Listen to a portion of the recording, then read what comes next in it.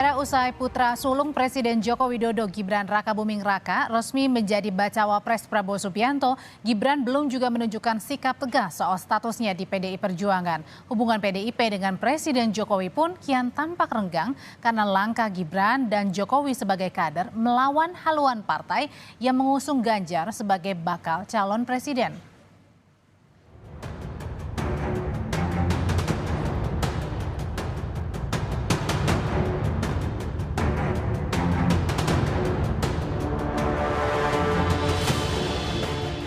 Bakal Cawapres 2024 yang juga Wali Kota Solo, Gibran Rakabuming Raka menyebut sudah menerima surat permintaan pengunduran diri dan pengembalian kartu tanda anggota PDI Perjuangan yang dikirimkan Ketua DPC PDIP Solo FX Hadi Rudiatmo.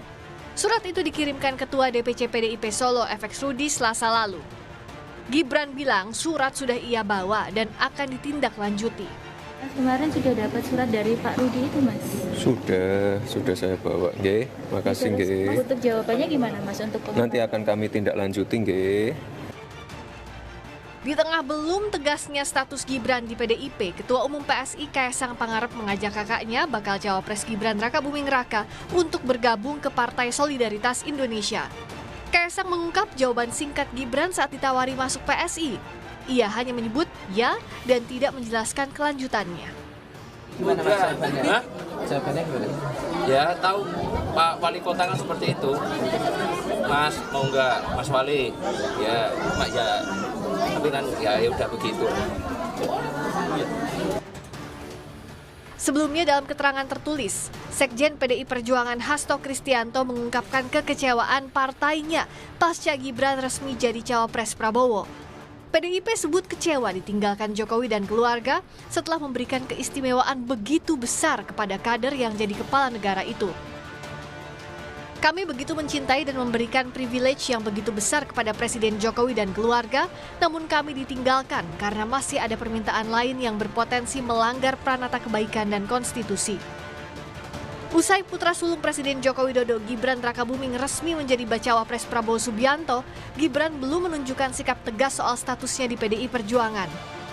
Hubungan PDIP, terutama Ketua Umum PDI Perjuangan Megawati Soekarno Putri dengan Presiden Jokowi pun kini tampak renggang karena langkah Gibran dan Jokowi sebagai kader melawan haluan keputusan partai yang mengusung Ganjar sebagai bakal calon presiden. Tim Liputan Kompas TV.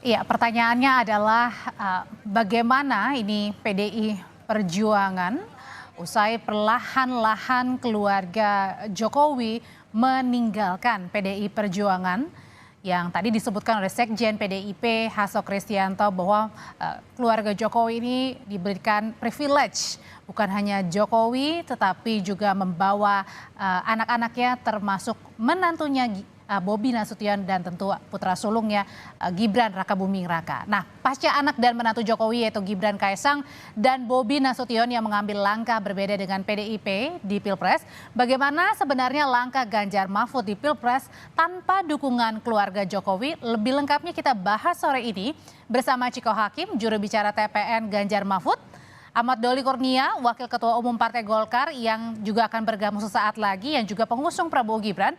Dan ada juga Adi Praitno, Direktur Eksekutif Parameter Politik Indonesia yang segera juga akan bergabung bersama kita sore hari ini. Saya yang pertama mau ke PDI Perjuangan dulu, Mas Ciko. Mas Ciko, ini langkah Mas Gibran yang hingga sekarang belum juga kembalikan KTA PDIP. Gimana sih sebenarnya sikap dari TPN ini? Sikap dari TPN tentu sama sekali tidak, ini bukan masalah untuk TPN, tapi lebih ke hubungan PDI Perjuangan sebagai parpol dengan saudara Gibran. Dan kami sudah disebutkan tadi bahwa surat sudah dilayangkan oleh Ketua DPC Surakarta, Pak Rudi, untuk saudara Gibran mengundurkan diri karena dia sudah mencawapreskan diri melalui jalur yang bukan jalur partai kami.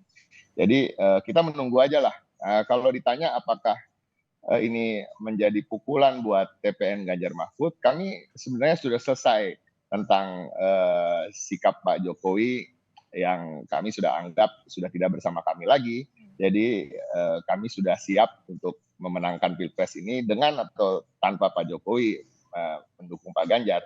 Jadi ini bukan pertanyaan yang baru lagi buat kami, karena kami sudah mempersiapkan segalanya untuk memenangkan ini, dan memang dalam visi dan misi kami maupun strategi-strategi kami tidak pernah memasukkan unsur dukungan dari Presiden Jokowi sendiri. Jadi 100% ini pemenangan Ganjar Mahfud, tim TPN-nya ini sudah bisa jalan tanpa restu atau tanpa dukungan keluarga Jokowi? Betul sekali. Itu tidak pernah menjadi bagian dari the equation di dalam strategi kami. Saya mau ke Koalisi Indonesia Maju, Bang Doli. Bang Doli, sebenarnya siapa saja sih keluarga dari Pak Jokowi ini yang sudah merapatkan dukungan barisan untuk mendukung Prabowo Gibran?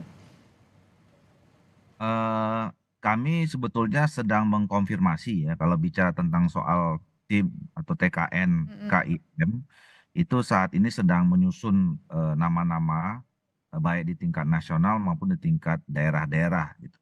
Jadi sampai sekarang ini kami belum bisa menyampaikan secara terbuka siapa-siapa saja, tetapi saya kira kami tentu punya keyakinan ya dengan ditunjuknya atau kami putuskan ya Saudara Gibran menjadi calon wakil presiden, tentu semua bagian yang terikat dengan Saudara Gibran ya pasti juga akan menjadi bagian dari tim. Maksudnya keluarga besarnya termasuk Bobi Nasution misalnya juga masih kader PDI Perjuangan? Ya kami berharap seperti itu, karena kan memang kita ingin menuju kontestasi ini dalam kekuatan penuh dan untuk menang gitu. Jadi semua potensi yang kita anggap penting, apalagi itu punya hubungan-hubungan dekat, kan agak sulit kan kalau misalnya punya hubungan keluarga yang berbeda jalur atau pandangan atau sikap politiknya. Tentu kita berharap semuanya menjadi satu mendukung Saudara Gibran. Oke, Mas Adi, dengan PDIP yang ditinggalkan Jokowi ya, khususnya untuk pemenangan Ganjar Mahfud ini, apakah itu artinya bahwa dengan restunya Pak Jokowi ke Prabowo dan juga Gibran, ini bisa dibilang bahwa akan menang begitu Prabowo Gibran begitu, bisa ditentukan seperti itu? Ya saya kira saya tidak mau mendahului takdir Tuhan, Audrey. Kalau soal siapa yang menang tentu saja nanti akan diputuskan tanggal 14 Februari, minimal sejam 2 jam setelah pemungutan suara di TPS biasanya sudah mulai muncul quick count yang berikan elektoral. Tapi baca kekuatan politik per hari ini, yang satu ya bahwa akan mungkin terjadi 2 putaran, bisa mendapatkan suara 50% plus 1, itu agak rumit sebenarnya memenangkan 1 putaran. Dan bahkan kalau kita melihat di putaran kedua itu sangat mungkin terjadi head to head antara Prabowo Subianto dan Ganjar Pranowo yang saya kira memang selisih elektabilitasnya. Mas Adi, mohon maaf sambil diperbaiki saluran komunikasinya, saya mau ke pertanyaan ke berikutnya. Kalau saat ini untuk elektabilitas bagi masing-masing baca pres nih di Jawa Timur dan juga Jawa Tengah gimana? Mas Adi? Tampaknya masih terputus saluran komunikasinya. Oke, saya langsung ke Mas Chiko. Mas Chiko, saat ini dari tim TPN sendiri fokusnya kemana aja sih?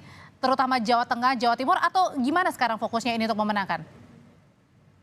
Kami fokus tentunya ke seluruh daerah, tapi justru di daerah Jawa Tengah di mana itu menjadi kandang banteng sebagai salah satu partai utama yang mendukung pasangan Ganjar dan Pak Mahfud, kami merasa itu juga harus tetap kita perhatikan. Dan di Jawa Timur sendiri juga kami cukup kuat, tapi fokus-fokus yang untuk perbaikan suara atau untuk mendongkrak suara kami di Jakarta, Banten maupun Jawa Barat juga kami menjadi fokus kami. Dan alhamdulillah canvassing di Jakarta, Banten maupun Jawa Barat sudah mencapai sekitar 50% dari target 20% jumlah rumah yang ada di 3 provinsi tersebut. Jadi kami sangat optimis kok untuk memenangkan Pilpres ini. Ya mudah-mudahan insya Allah 1 putaran, tapi kalau kata pengamat-pengamat sepertinya tidak mungkin 1 putaran, ya kalau begitu 2 putaran. Oke, kalau dari Koalisi Indonesia Maju, Bang Doli, fokusnya apa nih? Kalau tadi kan di Jawa Tengah, Jawa Timur untuk pemenangan Ganjar Mahfud? Ya, kita Apakah kan itu juga sama nggak nih? ya kita kan punya koalisi yang relatif cukup besar ya. Jadi sekarang pekerjaan yang kita lakukan adalah bagaimana masing-masing partai ya sebelum kita mendaftarkan diri secara resmi TKN itu siapa-siapa saja yang terlibat dan jaringan seperti apa, kita juga fokus kepada jaringan masing-masing partai politik ya bekerja sambil seluruh potensi baik itu struktur partai masing-masing, terus kemudian para calegnya ya selain mensosialisasikan dirinya, apalagi hari ini kan sudah diumumkan DCT ya pada masing-masing. Nah, kita tugaskan juga mereka sudah mulai ikut bersosialisasi terkait dengan Pilpres.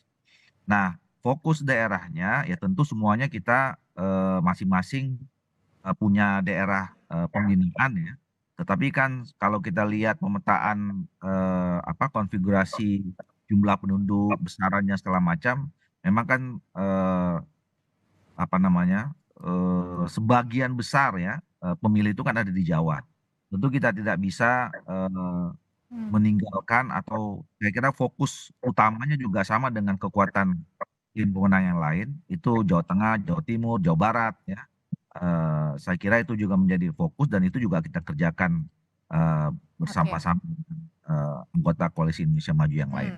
Dan kalau gitu dengan masuknya keluarga Jokowi ke pemenangan dari Prabowo Gibran, ini bagaimana elektabilitas dari Prabowo Gibran? Mas Adi, tahan dulu, nanti kita akan jawab usai jeda, tetaplah bersama kami di Kompas Petang. Sekarang saya mau dengar pendapatnya Mas Adi. Mas Adi, ini gimana elektabilitas bagi Prabowo dan Gibran usai bisa dibilang penuh ya keluarga Jokowi ini mendukung Prabowo Gibran di Pilpres?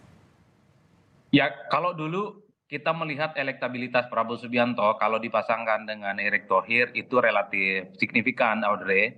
Tapi memang sentimen negatif ketika Mas Gibran Rakabuming Raka diumumkan sebagai pendamping Prabowo ini relatif tidak terlampau signifikan ya. Artinya sebenarnya kalau kita membaca angka-angka survei, Prabowo itu lebih kuat dengan Erick Thohir ketimbang Mas Gibran Rakabuming Raka. Publik kan kemudian bertanya-tanya apakah ketika Gibran menjadi pendamping Prabowo Subianto, ini otomatis pengaruh Jokowi akan berdampak secara signifikan. Kalau kita membaca ini dengan argumen sederhana, mungkin iya, seakan-akan elektabilitas Pak Jokowi, approval rating Pak Jokowi yang tinggi itu bisa diwariskan. Tapi kalau melihat angka-angka per hari ini ternyata tidak terlampau muncul secara signifikan, karena memang sentimen negatifnya masih belum bisa dihilangkan oleh kubunya Bang Doli dan kawan-kawan. Ya, pertama setelah pasca keputusan Mahkamah Konstitusi, dan dinilai ini ada semacam karpet merah ya untuk memuluskan salah satu pihak tertentu itu Audrey. Dan yang kedua, kalau dalam simulasi head to head antara Prabowo Subianto Gibran dan Ganjar Pranowo Mahfud, memang selisihnya cukup tipis ya di kisaran angka 2 atau 3%. Dalam logika survei ini masih dalam rentan margin of error. Jadi tidak boleh ada yang bisa mengklaim siapa yang kalah dan kemudian bisa mengklaim paling benar. Oleh karena itu, 3 bulan waktu tersisa inilah yang sebenarnya akan menjadi pertaruhan politik yang sesungguhnya. Kira-kira siapa yang akan memainkan isu yang signifikan dan itu berdampak secara signifikan. Dan karena belum mulai kampanye juga ya? Betul, dan pada saat yang bersamaan memang serangan daratnya seperti yang disampaikan oleh Bang Doli, Bang Ciko juga turut menentukan. Narasi penting, tapi gempuran darat untuk meyakinkan para pemilih itu juga jauh lebih penting ya untuk memaksimalkan potensi kemenangan di 2024. Saya kira relatif masih kompetitif. Kalau meski kita tahu kan sekarang ada pembicaraan bahwa Pak Prabowo mungkin ini jadi anak emasnya kekuasaan politik ya, karena didukung oleh Pak Jokowi, dan Pak Ganjar itu dianggap sebagai anak tiri kekuasaan karena sudah ditinggalkan kan untuk kepentingan politik di 2024. Nah, kalau berbicara anak tiri tuh, kalau misalnya elektabilitasnya Ganjar Mahfud usai keluarga Jokowi ini condongnya ke Prabowo Gibran? Ya kan memang tidak bisa dibantah secara politik Jokowi pastinya mendukung Gibran Prabowo Subianto dan tidak lagi bisa diharapkan untuk menjadi bagian dari PDIP dan Ganjar Pranowo. Cuman kan problemnya begini Audrey, di kertas suara itu kan yang muncul namanya dan fotonya tentu ada Pak Prabowo Subianto Gibran, ada Ganjar Pranowo dan Mahfud, dan di situ juga ada Anies Baswedan dan Pak Muhaimin Iskandar. Nggak ada foto Jokowi, nggak ada foto Pak Ciko, dan tak ada foto Pak Doli di situ. Jadi tim sukses, tim pemenangan ini adalah sebatas ornamen sebenarnya yang sifatnya komplement, pelengkap dari kompetisi politik di Pilpres. Satu-satunya cara untuk memenangkan pertarungan politik adalah bagaimana jualan figur, jualan soal visi misi, dan tentu saja bagaimana memantapkan mesin politik di bawah. Ini yang saya kira perlu diuji 3 bulan ke depannya. Memang Pak Jokowi approval ratingnya tinggi. Cuman kan yang menjadi pertanyaannya adalah apakah approval rating itu bisa diterjemahkan sebagai tingkat kesukaan dan elektabilitas ke Prabowo dan Gibran di tengah sentimen negatif yang saat ini ya saya kira masih cukup kuat secara signifikan. Hanya waktu dan kerja politiklah yang akan menjawab segala-galanya. Oke, kita balik lagi ke masalah soal kartu tanda anggotanya Mas Gibran, Mas Ciko. Sampai sekarang kan belum dikembalikan. Saya nggak tahu juga nih, Mas Bobi sebenarnya masih kader PDIP atau enggak nih. Nah, pertanyaannya adalah dengan belum mengembalikannya KTA Mas Gibran ini, apakah dianggap PDIP bahwa keluarga Jokowi sedang berusaha untuk melawan PDIP? Kami tidak mempermasalahkan itu terlalu jauh. Kami hanya bersurat dari pihak DPC Solo dan kami menunggu aja jawaban. Kami tidak ingin memikirkan ini terlalu jauh. Ya, tentu saja kami kalau dibilang sedih dan kecewa itu betul. Tapi kembali lagi kita harus move on dan kita harus berjuang untuk kedepannya. Nah, saya justru ingin membahas sedikit apa yang disampaikan oleh Mas Adi. Lebih untuk menegaskan ya bahwa apa yang disampaikan itu benar adanya, bahwa elektabilitas ini akan banyak berubah ke depannya dan Gibran efek ini sebenarnya bisa menjadi sesuatu hal yang positif bagi TPN maupun PDI Perjuangan dalam memperjuangkan Pak Ganjar dan Pak Mahfud. Terbukti bahwa masyarakat ada sentimen negatif mengenai putusan MK yang dianggap ada unsur nepotisme dan konflik kepentingan di sana. Dan begitu juga baru-baru ini ada survei dari SMRC yang menyatakan bahwa Pak Mahfud justru lebih disukai di kalangan Gen Z dan milenial dibanding kedua calon wakil presiden lain. Nah, yang satu lagi yang terakhir mungkin mengenai approval rating. Apakah sudah ada survei terbaru mengenai approval rating Pak Jokowi? Nah, kita belum tahu karena ada gonjang-ganjing setelah approval rating yang terakhir yang 70-an% itu. Tetapi juga pengalaman di Amerika Serikat ketika Obama approval ratingnya lumayan tinggi dan dia fully endorse Hillary Clinton pada pemilu berikutnya, tapi itu tidak dapat diterjemahkan dengan sebagai kemenangan oleh Hillary Clinton melawan Donald Trump. Jadi kami melihat ini pertarungan ini akan semakin seru. Justru Jokowi efek maupun Gibran efek insya Allah tidak akan berdampak sama sekali. Oke, kalau dari Bang Doli sendiri sebenarnya ada rekomendasi nggak sih dari teman-teman di Golkar misalnya atau di Koalisi Indonesia Maju terkait dengan status Gibran di PDI Perjuangan? Kami menyerahkan sepenuhnya kepada saudara Gibran ya, karena kami memahami persis bahwa politik itu adalah privilege dari masing-masing individu ya. Setiap orang dijamin secara konstitusional untuk punya pilihan mau bergabung dengan partai politik mana. Nah, dan setahu kami kan selama ini memang belum ada belum ada secara resmi lah yang menyatakan bahwa saudara Gibran itu kader PDIP. Nah, kalau sekarang diisukan, digonjang-ganjingkan, saya kira kita simplifikasi saja ya bahwa PDIP Solo sudah kirim surat dan sudah diakui juga oleh saudara Gibran, dan saudara Gibran tadi juga menyatakan dalam waktu dekat akan bertemu. Saya kira pertemuan itu nanti akan membicarakan secara baik-baik apa hasilnya kita tunggu saja. Nah, terus kemudian kedua tadi soal ke depan, kami meyakini bahwa banyak variabel yang menentukan pasangan capres dan cawapres ini menang, termasuk partai-partai politik yang mendukungnya ya.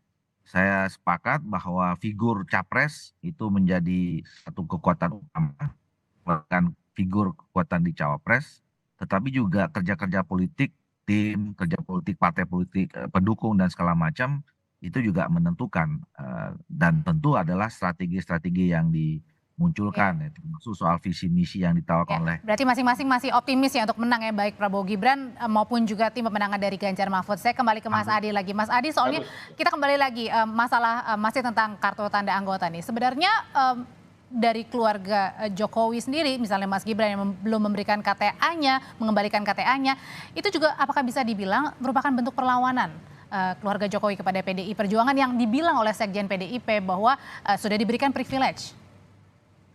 Ya, saya kira itu soal bagaimana keputusan politik PDIP ya. Tapi kalau dilihat perlawanan sepertinya rasa-rasanya agak sulit untuk menjadi argumentasi. Paling mungkin kalau saya yang melihat dari jauh, ini semacam keinginan politik dari Jokowi dan keluarga besarnya yang berbeda dari keinginan politik PDIP.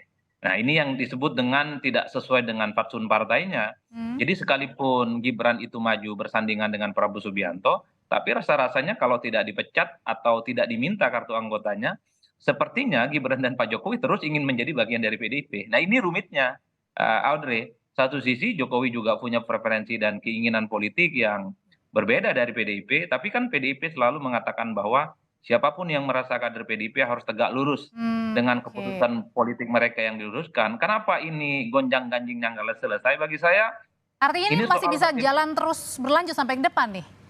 ini betul, karena ini menyangkut presiden, ini juga menyangkut PDIP, karena ini sangat terkait dengan kalau ada orang atau ada partai yang kemudian merasa dizulimi, ini akan mendapatkan insentif politik yang luar biasa, Audrey. Kalau PDIP Ya. memecat Gibran dan Jokowi, ya saya kira Pak Jokowi dan Gibran akan mendapatkan aplaus bahwa PDIP dinilai sebagai partai politik yang baper tak memberikan kesempatan kepada kader Secara yang lain untuk etika bisa politik, maju. Mas Adi, ini layak dicontoh nggak peristiwa seperti ini atau tidak? Ya, kan bagi saya pengembalian kartu anggota itu hanya sebatas formalitas. Kalau bicara tentang kepentingan hati dan pikirannya, Jokowi dan PDIP sudah wassalam, sudah goodbye, nggak bisa lagi itu diselamatkan.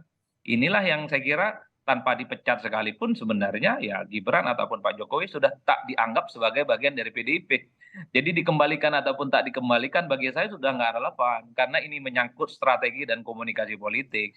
Kalau kemudian Jokowi ataupun Gibran meninggalkan PDIP dengan kartu anggotanya dikembalikan, tentu ini akan dicap sebagai apa namanya keputusan politik yang meninggalkan PDIP. Oke. Begitupun PDIP tak mau memecat, ini tarik ulur aja sebenarnya sampai kiamat rasa-rasanya agak sulit ini.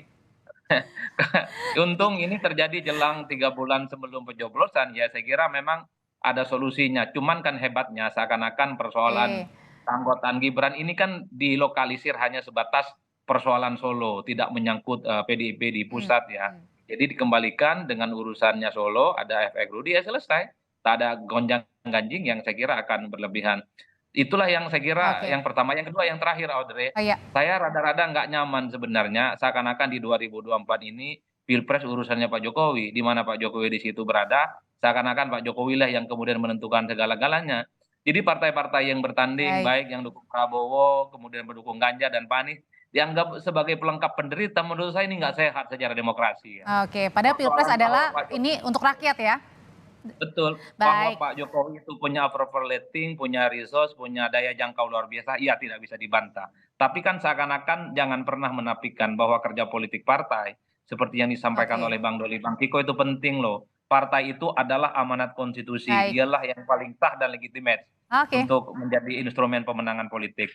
Mas Adi Praitno, terima kasih